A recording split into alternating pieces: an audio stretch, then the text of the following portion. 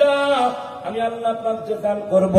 দুনিয়ার জমিনে তুমি আমার কত নিয়ামত খেয়েছো, দুনিয়ার জমিনে কোন নিয়ামতের শুকরিয়া আদায় করে শেষ করতে পারবা না, শেষ করতে পারবা না। আমি আল্লাহ পাক যদি হিসাব করি, আল্লাহ পাক বলেন বান্দারে ও 5 ওয়াক্ত নামাজি জেনে নাও, জেনে নাও, তুমি যদি 5 ওয়াক্ত নামাজ পড়ে ঈমান আর আমল নিয়ে কবরে যেতে পারো, আমি আল্লাহ পাক 5 নাম্বার পুরস্কারটা তোমাকে দান করব।